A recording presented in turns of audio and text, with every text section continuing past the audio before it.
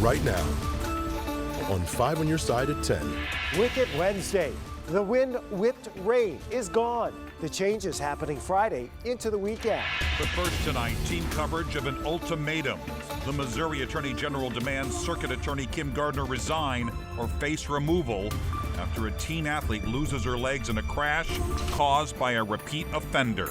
She's in a considerable amount of pain. She still is in critical condition. This as calls grow from members of Gardner's own party saying she should step down.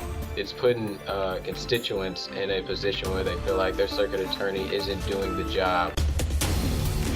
Tonight, the Missouri Attorney General is giving Kim Gardner 14 hours to make her decision. Good evening, I'm Mike Bush. And I'm Ann Allred. We have team coverage tonight of the fallout she is facing. Laura Barczewski is looking into the legalities of removing a prosecutor from office. But first, Brent Solomon has more on the criticism Gardner is receiving from both allies and political foes. Brent. Tonight, the Missouri Attorney General says he wants the city's top prosecutor to resign by noon tomorrow or be removed. Also, the state Speaker of the House calling for Kim Gardner to resign in one of a litany of letters, all asking for the very same thing. It's just been ball dropped after ball dropped after ball dropped. State Representative Rasheen Aldridge making an about face. He supported St. Louis Circuit Attorney Kim Gardner in her initial bid in 2016 and again in her re-election. But now the Democrat is calling for a fellow Democrat, Kim Gardner, to leave her post. Things have to change. Things have to change. He joins a growing number of lawmakers who are calling for the same. Wednesday, a host of tweets and statements from elected officials now saying enough, including this letter from Alderman Thomas Oldenburg. Quote, unfortunately, our circuit attorney has displayed a pattern of malfeasance that has caused irreparable harm to residents. End quote. We have to have a circuit attorney's office that is working effectively and at full capacity with the trust of residents in our city. Wednesday, Mayor Tashara Jones, a longtime Gardner ally, saying the top prosecutor needs to reevaluate her future. Escalating concerns coming after the tragic crash involving teenager Janae Edmondson visiting St. Louis for a volleyball tournament. Police say Daniel Riley sped down St. Charles Street, failing to brake, hitting several cars, pinning the teenager. She had to have her legs amputated. Riley was scheduled to go to trial for a different matter, an armed robbery. But Gardner never prosecuted the case. The situation that happened over the weekend was the final straw that broke the camel's back. But at some point, you have to prosecute somebody. I mean, you have to be able to prosecute people that are doing wrong. Now, within the past hour and 15 minutes, we got a statement from Kim Gardner. She began by expressing her sympathy to that teenager and her family. She says she will hold the suspect in this case accountable. She also goes on to say that she never wanted Riley to be out of jail.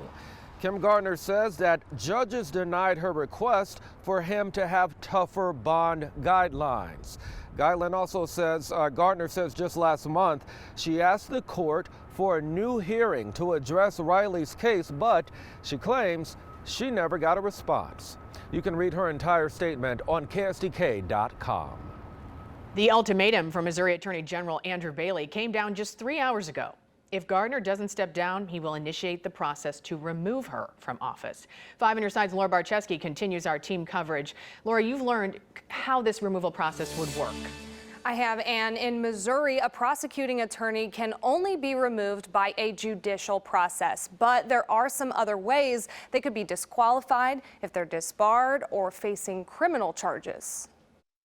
Under Missouri state law, prosecuting attorneys cannot be impeached or simply removed by a mayor or governor. Impeachment is a more political process. We see that, with the presidency and other things. The processes in place for non-impeachable officials is more of a judiciary process. 5 on Your Side political analyst Anita Mannion says this judicial process is not something enacted very often, but the law says it can be initiated if there's proof they neglected their duties or committed fraud. There would have to be an affidavit filed alleging these misdoings, and then the court would have to decide to appoint a special prosecutor to move forward with that. State Senate President Pro Tem Caleb Rowden and House Speaker Dean Plocher called for Kim Gardner's resignation, saying if she doesn't resign or isn't removed, they're ready to take action and actually change laws over this. The House passed a bill that is over in our chamber now that kind of highlights the possibility for a special prosecutor to be put in place, and if certain criteria is met relative to, crime and those sorts of things. So that's one thing that's possible. Senator Rowden says nothing is off the table here. I do think we could put different new standards relative to recall. I do think that we could re-explore the idea of concurrent jurisdiction for the Attorney General to step in and do the job if the job is not being done. He says he wants to make sure the legislature is being cautious, though, about what they do and still wants to respect the will of the voters. We want to be careful not to cast a really wide net that concentrates too much power at the state level. The only way voters and the public will really have a say in all this is at the ballot box in 2024. And Laura, thank you. A mistake made by the St. Louis Circuit Attorney's Office is having a ripple effect on one family's fight for justice. Yeah, last night our I-team told you about a robbery victim listed as dead who is very much alive. And tonight, our Christine Byers outlines how the case from almost 3 years ago keeps getting delayed. Jim Dandridge's son was robbed at gunpoint in the summer of 2020. 3 men were charged in connection with that crime, including Daniel Riley, who is now charged with severely injuring volleyball player Janae Edmondson. A mistake in the paperwork showed that Dandridge's son was deceased, jeopardizing his case. I would say I'm shocked, but it's par for the course for this attorney's office. Nothing, they don't get anything right. I'm just so shocked. I mean, this attorney, the prosecutor, we went to court with her a year ago. Why didn't she call and say, hey, if nothing else, I'm sorry to hear the passing of your son? Earlier today, the I-team told Jim Dandridge a second suspect in his son's robbery didn't make it to trial. Charges were dropped against Elijah Graham Tuesday in court. Graham's defense attorney filed a motion to dismiss the case after the circuit attorney's office told him the victim in the robbery was dead. He's not. He's alive. It's the second time this week we've reported how this robbery case has been falling apart due to misinformation from the St. Louis Circuit Attorney's Office. So now we have another armed felon who robbed my son at gunpoint out on the street and able to do the same thing all over again. I wonder when and if this case will be reissued. What's going on at our Circuit Attorney's Office?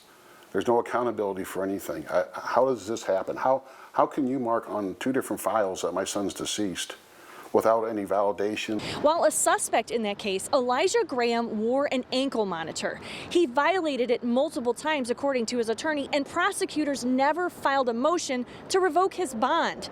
Tonight, he's a free man. I called and I emailed the Circuit Attorney's Office for comment on this story, and I have not heard back. For the I-team, Christine Byers, 5 on Your Side. Tonight, growing support here in St. Louis and around the country, giving the family of Janae Edmondson some comfort. The Tennessee teen's life has been tragically altered by a series of events many argue could have been prevented. Our Robert Townsend is live outside of St. Louis University Hospital. That's where she is recovering right now. And Robert had surgery today. And today, in fact, Janae Edmondson underwent surgery. Tonight, we're told she's holding on. Again, that as so many well-wishers are thinking about her and her family.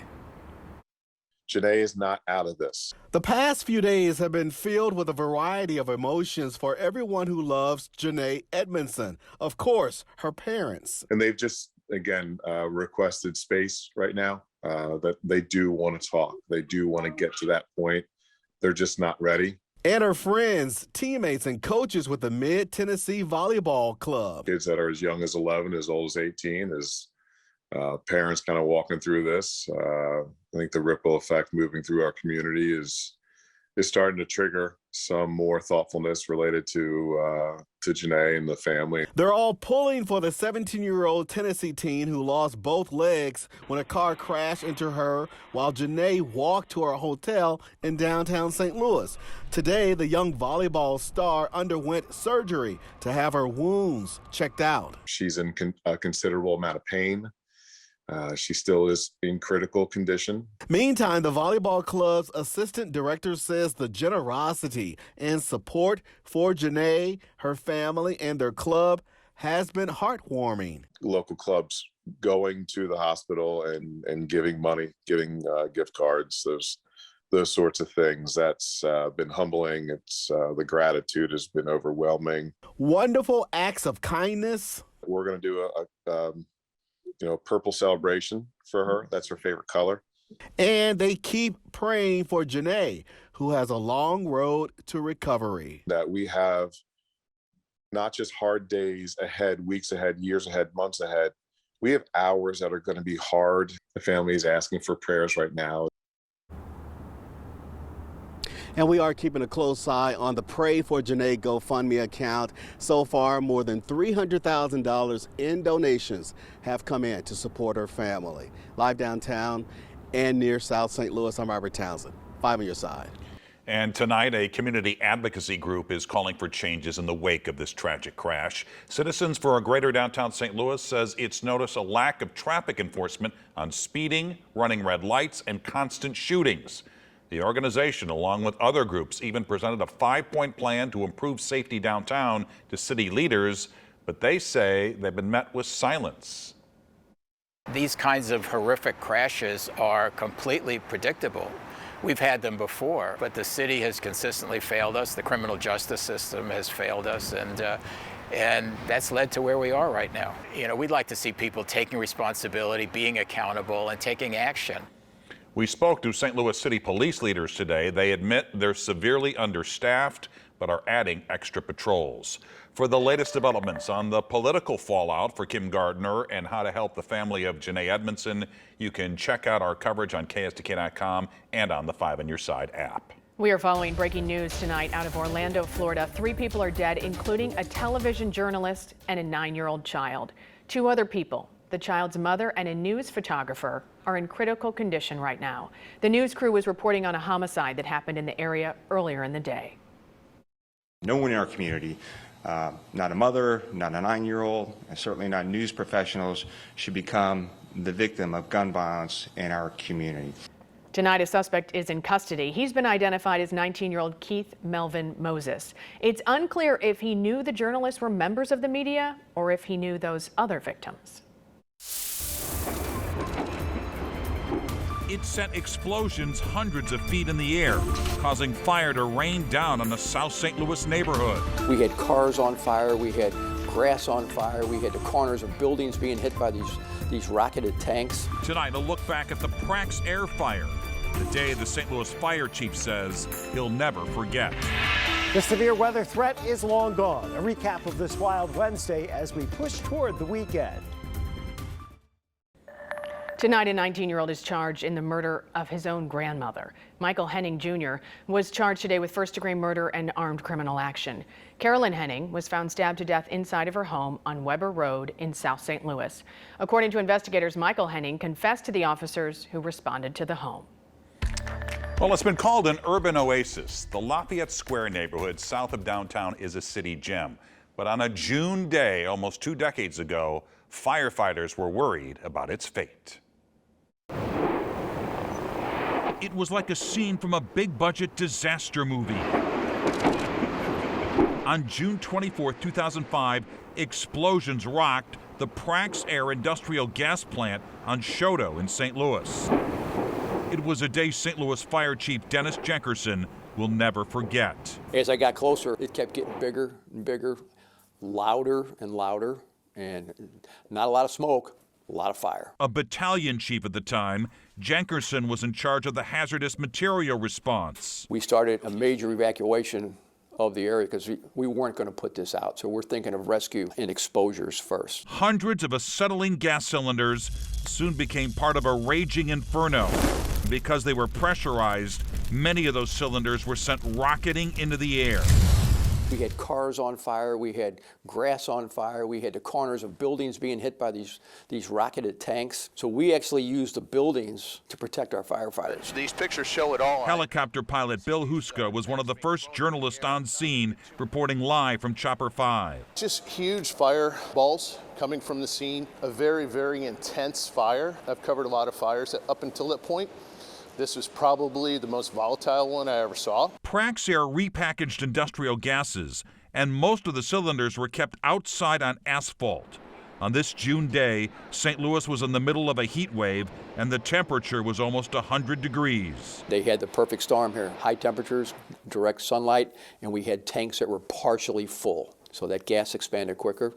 One tank opened up and caught the rest of the tanks. Jankerson says firefighters knew very quickly this was a fire they were not going to put out. There was just too much fuel. So their focus was to contain it. One instance that I remember to this day was them using a building as a defensive tactic because they couldn't get close enough to the fire because of the heat and the flames and the canisters. They actually had to hide behind buildings while trying to put water on it. But evacuations were key because those cylinders were launched like enemy fire. I stuck my head in the bedroom, yelled for the cat, and then turned right around on the threshold of the door, and something just shot right through the side of the wall. It probably cleared like 2 blocks to hit my house. Chopper 5's Bill Huska spent much of his airtime warning residents. The canisters going through the air like missiles, going through brick buildings into homes. It was very important to me that people knew and got out of there as best they could. Despite the fireballs and exploding tanks, amazingly, no one died that day. And by 8:30 that night, residents were allowed to return to their homes. I think everybody did a pretty good job that day. Just, nobody got hurt. After first saying they would reopen, Praxair never did. With pressure from folks in the Lafayette Square neighborhood, that fire closed the plant for good.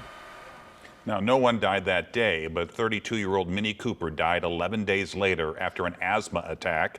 The medical examiner said it was likely triggered by the noxious fumes from the explosion.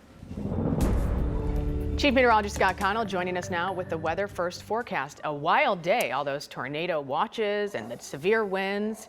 Yeah. It's calming down. It's calmed down. It has calmed down quite a bit, but look at it come in. That's the wicked winds that came in right at the airport this afternoon with that line of storms. The winds gusting anywhere from 40 to 50 miles per hour across most of the metro, with some spots seeing winds up to 60 miles per hour. St. Charles at Smart Field, over in Greenville, Illinois, we saw that. And the power outages were a little more extensive off to the east of St. Louis. We still have about 1,000 customers, give or take a little bit, over in Bond and Fayette counties in Illinois. That includes Vandalia and the Greenville areas without power. This is over in Mount Olive, Illinois. That same storm going through that area, causing some wind damage. We had some trees come down. We had some branches fall down. You know, if you had a weak branch or a weak tree, you pretty much found out about it today as this line of showers and thunderstorms rolled through. Not much in the way of thunder with this. We go back to about lunchtime as that storm was passing through. It brought with it that line of intense winds and temperatures that were in the 70s. Now we're still in the upper 50s in St. Louis. Our storm center's up to the north. The cold front that's going to deliver colder air here, it's still back in mid-Missouri right now. There's a big difference as you go just west of Kansas City, back out into western portions of Kansas. Temperatures go down into the single digits out towards Goodland, and then you get back towards Columbia and into St. Louis, and we're still in the upper 50s. In the colder air to the north, it's been snow and a lot of it, and it's still coming down across the Great Lakes, across the Minneapolis area, back into the Dakotas. Here comes another surge that's going to enhance that snow across Kansas and Nebraska. And get this upper level system dropping into the southwest. Blizzard warnings are in effect for the plains and not too far from Minneapolis. You would expect that this time of year. How about in the mountains of Los Angeles County? Blizzard warnings in effect there for later tonight into tomorrow. So right now, things have calmed down. We have a clear sky in St. Louis. It's 58 degrees. Had about 0.4 of an inch of rain today. 73, 5 degrees off the record high for the day. But we will see cooler weather tomorrow. Temperatures dropping into the 40s north and west of St. Louis. Our next weather system, it's coming our way as we head into Sunday. We will push this Sunday night into Monday, a big area of rain sliding towards us. That means warmer weather, but potentially as we head through that time frame, the chance that we could again see some stronger storms. None of that tomorrow. Lots of sunshine, gusty winds, temperatures dropping off. Much colder as we head towards Friday with temperatures only in the low 40s for highs. Your next 10 days, well, you've got the one dip. That's Friday. Temperatures in the low 40s for highs. Outside of that, we're ending the month of February quite warm and above average, and starting March above average with temperatures next week mostly in the upper 50s and lower 60s. We'll watch for the potential of any stronger storms as we head towards Sunday night and Monday. Timing on that system would lead us to believe that's probably not going to be the case. All right, Scott, thanks. Frank is here with sports. Mike, there is a new rule that will change the way a Cardinal player plays the game of baseball. We will explain next. Plus, St. Louis City SC is not getting any love from the soccer experts. How do they feel about it? You'll find out next. The Sports Desk is brought to you by Jim Butler Chevrolet, the Midwest's #1 Chevy dealer, 10 years running.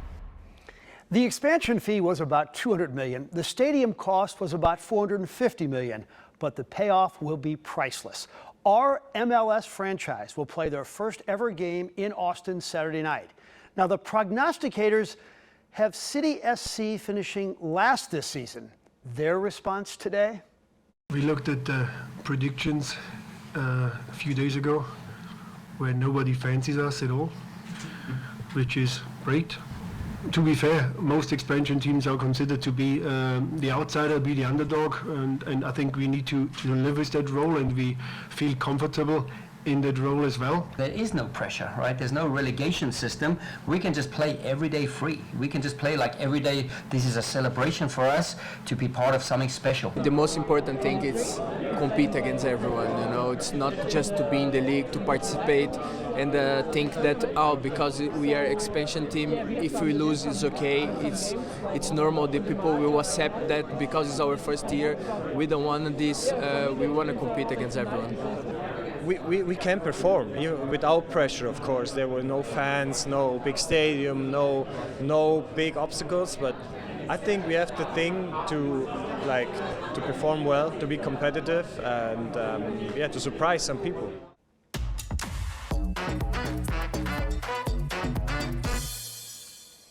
So every night we want to satiate your baseball desires with a spring training report from Cardinal broadcaster Mike Claiborne.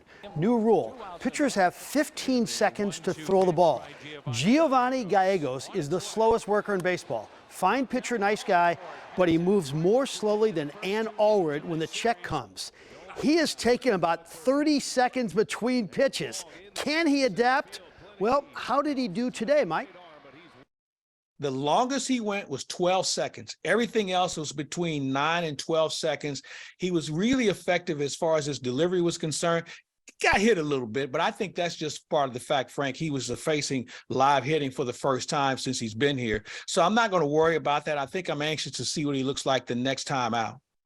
A cool event at Washington U tonight. It was called Ownership Insights in Motorsports. Curtis Francois, who owns and is the president of Worldwide Technology Raceway, David Stewart Jr., whose family sponsors the track and many drivers of color around the country, and Ben Kennedy, whose family founded NASCAR, the only professional sport owned by a family.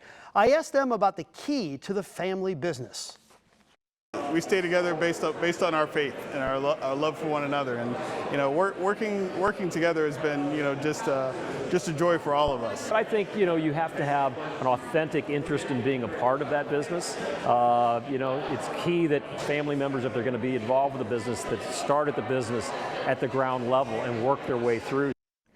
The SLU women under Rebecca Tillett have won 6 out of their last 7, but tonight facing a great UMass team. One of the reasons for their success, 6'5" Brooke Flowers. She had a double-double tonight. Later, it's going to be Peyton Kennedy darting to the rim, and SLU with their biggest win of the season, 77-75 against first place UMass. Wow. This is an incredible win for this program, and they're just getting started under Coach Rebecca Tillett. That's fantastic. All right, Frank, thanks. Very funny, Frank. Resisting temptation for the next 40 days. Tonight, the top 5 things people are giving up for Lent. Frank could give up taking jabs. Today is Ash Wednesday, marking the beginning of the 40-day Lenten season. Christians observe the next 6 weeks leading up to Easter with fasting and prayer. St. Thomas Holy Spirit Lutheran Church in Sunset Hills offered an ash and dash today. Receiving the sign of the cross and ashes on the forehead signifies repentance and renewal. The website openbible.info is tracking the things people are giving up for Lent this year. The top 5, Twitter is number 1, followed by alcohol, all social networking, Lent itself, that's awful, and then chocolate. Many Christians do give up meat. That's why several local churches and groups are serving fish on Fridays. And for a link to our very cool interactive fish fry finder, text the word fish to 314-425-5355. We'll send you a link. I can't wait. And there you have it, 5 on your side at 10. The Tonight Show starring Jimmy Fallon is next. Start your day with Today in St. Louis beginning at 4 a.m. and we hope you have a great tomorrow.